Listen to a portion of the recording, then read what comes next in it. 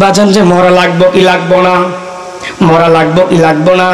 আল্লাহ যেদিনকে থেকে আমাদেরকে দুনিয়ার ভিতরে পাঠিয়ে দিয়েছে, আমার আল্লাহ বললে এ দুনিয়ার মানুষরা রে, তোমরা দেখা যায় বাংলাদেশের জমিন থেকে যখন দেখা যায় মালয়েশিয়ার জমিনে টুরিস্ট ভিসা যখন ভিসা করে যখন চলে যাও, দেখা যায় রিটার্ন টিকিট আগেই কাটতে হয়। কথা বলেন ঠিক না বেটি? এইরকম আমি আমার আল্লাহ, আমি যখনকে তোমাদেরকে জন্ম দিয়েছি, আমি আল্লাহ তোমাদের পিছনে আনা মালাকুল মাউত তোমাদের পিছনে লাগিয়ে দিয়েছি। আল্লাহু আকবার। আমার আল্লাহ বললেন, ও দুনিয়ার মানুষেরা রে, তোমরা শুনে রাখো, আমি আল্লাহ তোমাদেরকে যেদিনকে জন্ম দিয়েছি, তোমরা যখন মায়ের পেটে এরপরে দুনিয়াতে এসেছো, আসার পরে দেখা যায় যখন তুমি দুনিয়াতে মুখ দেখেছো, আমি আল্লাহ আনা মালাকুল মাউত তোমাদের পিছনে আজরাইল আলাইহিস সালাম কে তোমাদের পিছনে লাগিয়ে দিয়েছি। কেননা আনা মালাকুল মাউত কুল্লু নাফসিন যায়কাতুল মাউত। আল্লাহ পাক কুরআনুল কারীমের ভিতরে বললেন, দেখা যায় আনা মালাকুল মাউত আজরাইল আলাইহিস সালাম আমাদের রূহটা কবজ করার জন্য আমাদের পাশে আসবে। ওই কবর জগতে আপনাকে আমাকে একদিন যেতে হবে। কথা বলেন ঠিক না বেটি? বাজার আমার, ভাইয়ের আমার, যদি অন্ধকার কবর জগতে যেতে হয় তাহলে নামাজ পড়া কি লাগবো কি লাগবো না? নামাজ পড়া লাগবো। আল্লাহর নবীর মহব্বত আমাদের অন্তরে লাগবো কি লাগবো না? আল্লাহর নবীর মহব্বত আমাদের অন্তরে লাগবো। বাজান রে, আজকে দেখা যায় আমাদের ভিতরেই ফিতনা ঢুকে গেছে।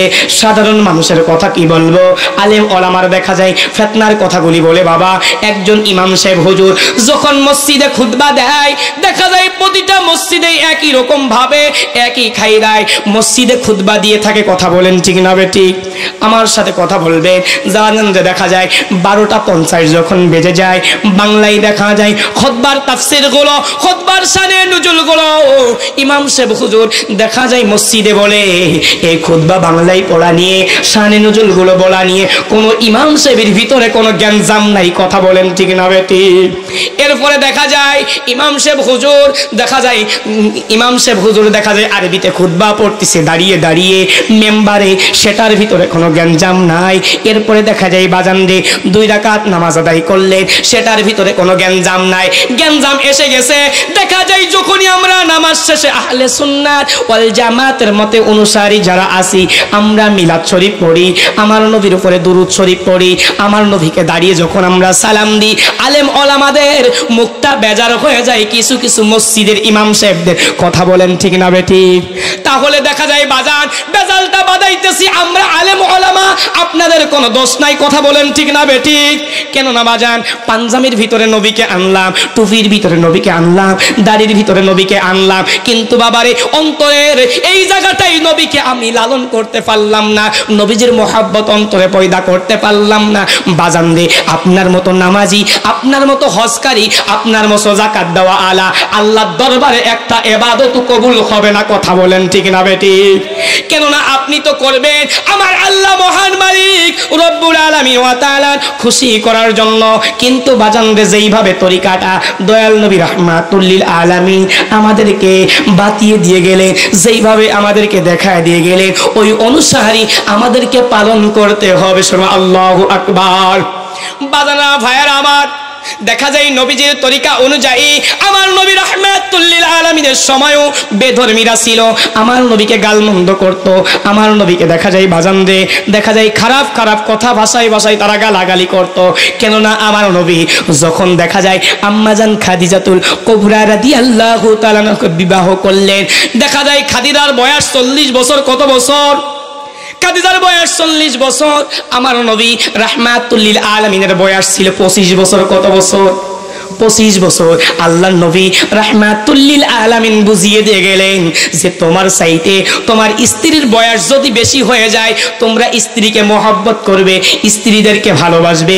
কেননা এটা আমার সুন্নাতে অনুযায়ী একটা তরিকা, আমি তোমাদেরকে আমার উম্মতের জন্য দিক নির্দেশনা দিয়ে গেলাম। এরপরেও দেখা যায় আমার নবী রাহমাতুল লিল আলামিন বিবাহ করলেন, দেখা যায় সর্বশেষ বিবাহ যখন করলেন ওই সময় আমার নবীর বয়স ছিল 50, কিন্তু আম্মাজান আয়েশা সিদ্দিকা রাদিয়াল্লাহু তাআলা আনহার বয়স ছিলেন 6 থেকে 7 বছর বয়স। কত বছর? 7 বছর বয়স।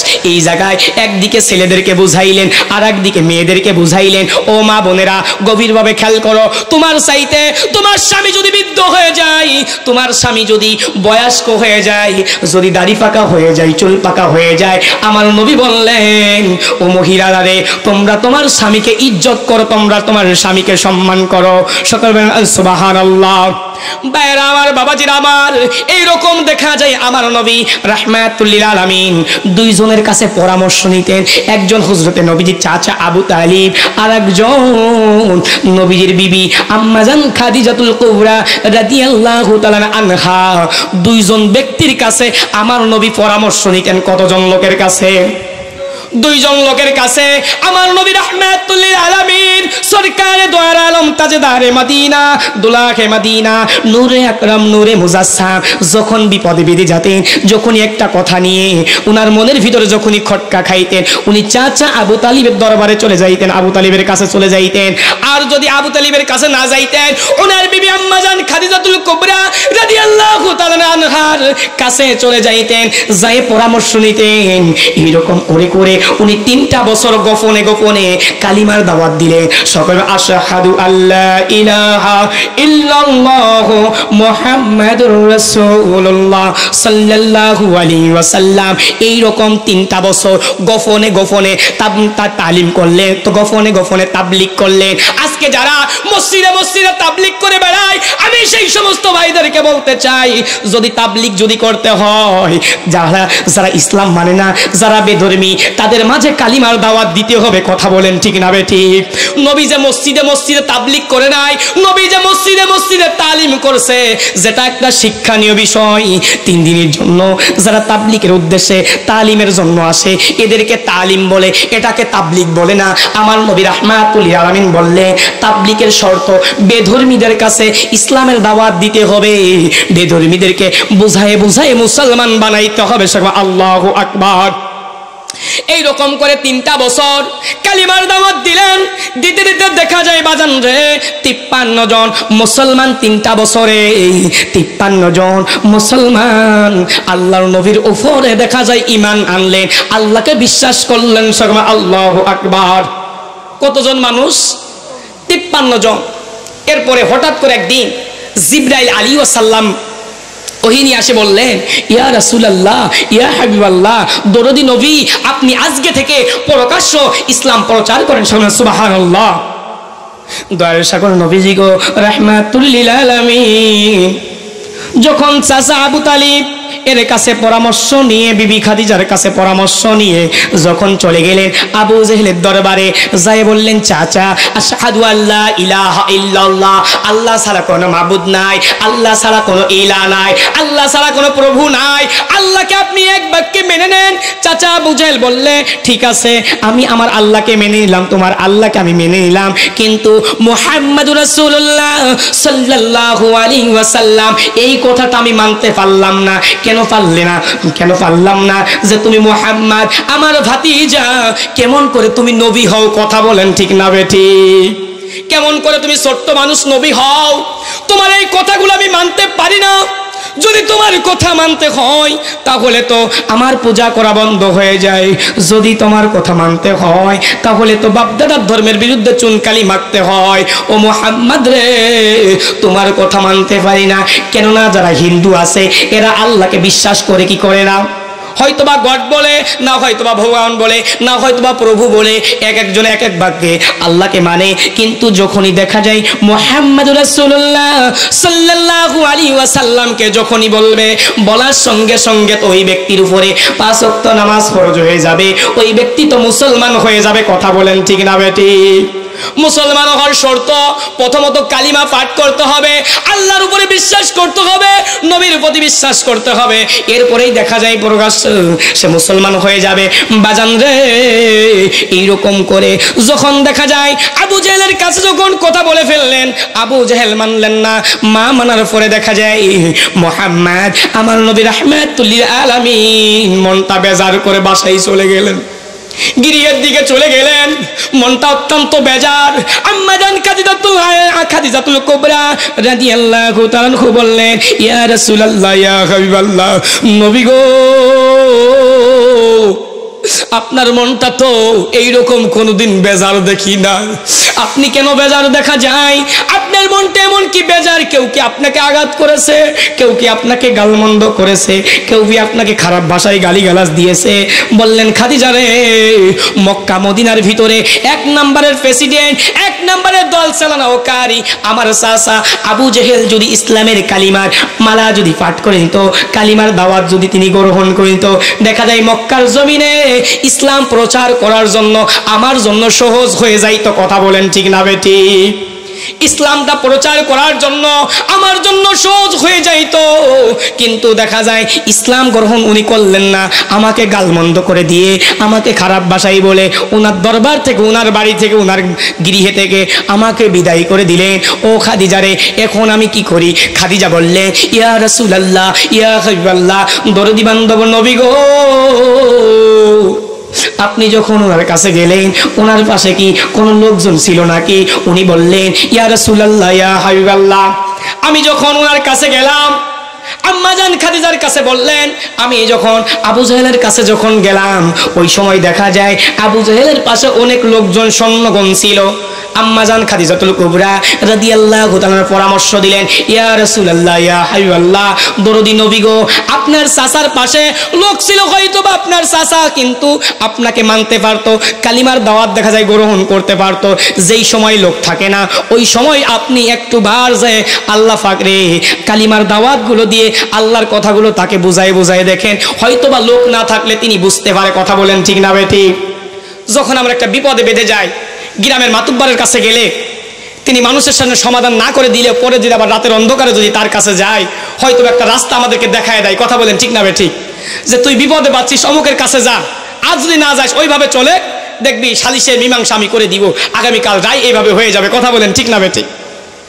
আম্মা জান খাদিজাতুল কুবরা রাদিয়াল্লাহু তাআলা আনহা দেখা যায় যখন পরামর্শ দিয়ে দিলেন, পরামর্শ দেওয়ার পরে দেখা যায় নবীজি রাতের দ্বিতীয়টা অংশ পার হয়ে গেল। তৃতীয় অংশ রহমতের সময় আমরা যখন ঘুমাই, বাবারে যারা আল্লাহ ওয়ালা, আল্লাহ পাকের মাহবুব বান্দা হয়ে যায়, আমার আল্লাহকে আমরা 5 ওয়াক্ত নামাজ পড়ে তাসবিহ তাহলিল দোয়া দুরূদ পাঠ করি, আমার আল্লাহকে আমরা ডাকি। কথা বলেন ঠিক না বেটি? কিন্তু আমার আল্লাহ আমাদেরকে ডাকে, এইটা কোন সময় কি বলতে পারেন? আমরা আল্লাহকে ডাকি, কিন্তু আমার আল্লাহ আমাদেরকে ডাকে কোন সময়? এই সময়টা আমরা গুনাহগার মানুষ, আমরা দেখা যায় জানি না। কথা বলেন ঠিক না বেটি?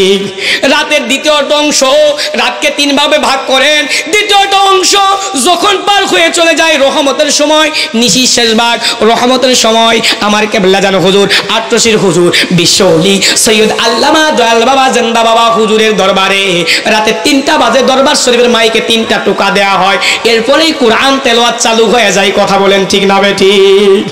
এই রহমতের সময় দেখা যায় আল্লাহ পাকের নবী রাহমাতুল লিল আলামিন চাচা আবু জেহেলের কাছে চলে আসলেন। চাচা গো, এই সময় আমি আসলাম কালিমার দাওয়াত দিতে, আশহাদু আল্লা ইলাহা ইল্লাল্লাহ, আল্লাহ ছাড়া কোনো মাবুদ নাই, আল্লাহ ছাড়া কোনো ইলাহ নাই, মুহাম্মাদুর রাসূলুল্লাহ সাল্লাল্লাহু আলাইহি ওয়াসাল্লাম আল্লাহ পাকের রাসূল বাবান্দা। চাচা গো, আপনি এই মালাটা একবার গ্রহণ করে নেন, কেননা আমি তো আপনার ভাতিজা, মরার পরে বাঁচাইতে পারবো না। আপনি যদি কালিমার মালাটা গ্রহণ করে নেন, যদি মুসলমান হয়ে যান, সুপারিশের জন্য আমি নবী কথা দিলাম, সর্বপ্রথম আপনার কবরে হাজির হয়ে যাবে। আল্লাহু আকবার। মরণেরই কথা কেন মানুষ, মরণেরই কথা কেন মানুষ স্মরণ করলা না, আজরাইল আসিলে পারে মানুষ কৈফত চলবে না, বলেন আজরাইল আসিলে পারে মানুষ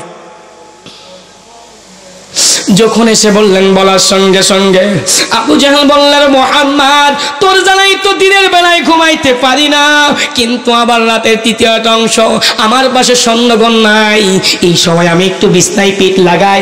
বাজান রে, আমরা গুনাহগার মানুষ, এই সময় রহমতের সময় বিছনায় পিঠ লাগায় লাগায় ঘুমাই। কথা বলেন ঠিক না বেটি?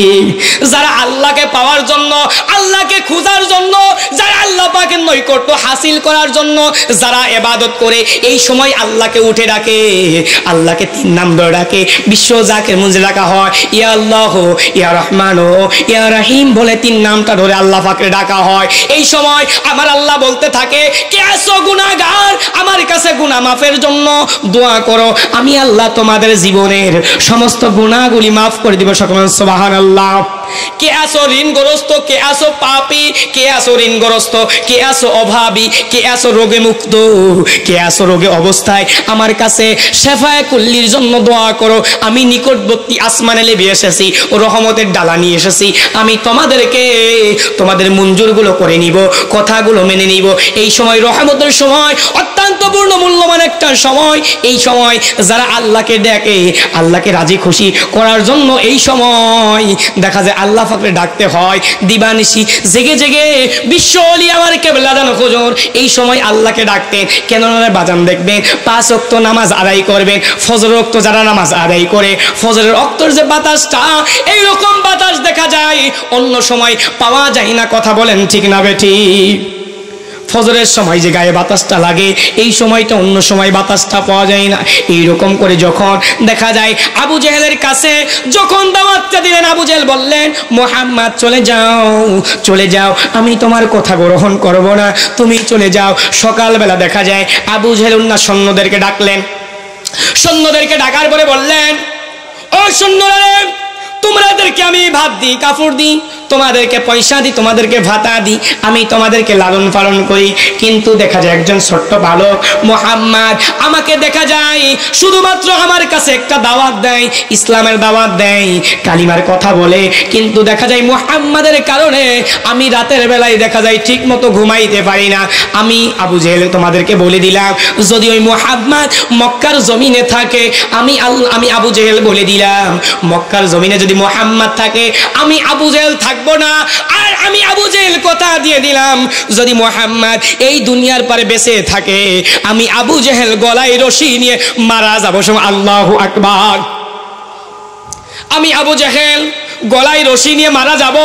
যখন এই কথা বললেন, বলার সঙ্গে সঙ্গে দেখা যায় ওনার সৈন্যগণ বললেন, ও আবু জেহেল, ও আমাদের নেতা, ও আমাদের সর্দার, আপনি কি জানেননি মক্কা মদিনার ভিতরে সবচাইতে বড় বীর ছিল হযরত ওমর রাদিয়াল্লাহু তাআলা আনহু। দেখা যায় এই ওমর নবীজির চেহারা মুবারক দেখার সঙ্গে সঙ্গে, নবীর জিসম মুবারক দেখার সঙ্গে সঙ্গে, নবীজির কোরআন তেলাওয়াত শোনার সঙ্গে সঙ্গে দেখা যায় যেই নবীকে কতল করতে গিয়েছে, এই নবীর কদমে দেখা যায় ওই তরবারিখানি নবীর কদমে কুরবানি করে দিয়েছে। সব আল্লাহু আকবার। আমরা কেউ যুদ্ধ করতে পারবো না। হঠাৎ করে একজন যুবক বললেন, নাম তার আমর, যুবক বললেন যে আমি পারবো। ও আবু জেহেল, আমি পারবো, তুমি যদি আমাকে বড় একটা অঙ্কের টাকা তুমি আমাকে উপহার দাও, আমি পেরে দিই, আমি পারবো। ওই মুহাম্মাদের কল্লা, ওই মুহাম্মাদের ঘাট, মুহাম্মদ মক্কার জমিনে থাকবে না, আমি আমার কথা দিলাম, ওই মুহাম্মাদের কল্লা তোমার পায়ের কদমে নিয়ে আসবো। নাউজুবিল্লাহ। যখন এই কথা বললেন, বলার সঙ্গে সঙ্গে বাইরে আমার বাবাজির আমার দেখা যায়, যখন এই কথা বললেন, বলার সঙ্গে সঙ্গে দেখতে পাইলেন আমার নবী রাহমাতুল লিল আলামিন জঙ্গলের ভিতরে বসে বসে যাই নামাজে, নফল নামাজের ইবাদতে মগ্ন আছে, আল্লাহ পাকের নৈকট্য হাসিল করার জন্য নফল নামাজ পড়তেছেন। সকলে আল্লাহু আকবার। আগের জামানার মানুষ যারা ছিল মসজিদে যাইতো জুমার নামাজে, আজান হয়ে যাওয়ার পরে দেখা যায় তাহিয়াতুল ওযুর সুন্নাত, দুখুলুল মসজিদ, এইরকম করে করে অনেক রাকাত নামাজ আদায় করতেন। আর এখনকার জামানার মুসল্লি আমরা হয়েছি, দেখা যায় বাজান 1-1টা বাজলে আমরা মসজিদে যাই, যদি ইমাম সাহেব হুজুর 2 রাকাত নামাজ পড়তে যদি একটু কিরাতটা বড় হয়ে যায়, আমরা দেখা যায় কাশি দেওয়া শুরু করে দিই। কথা বলেন ঠিক না ঠিক? আমরা কাশি দেওয়া শুরু করে দিই বাজান রে। দেখা যায় কাশি দেওয়া তো দূরের কথা, এরপরে দেখা যায় 2 রাকাত নামাজ শেষ হইতে দেরি হয়, থেকে বাহিরে চলে আসি। কথা বলেন ঠিক না বেঠিক?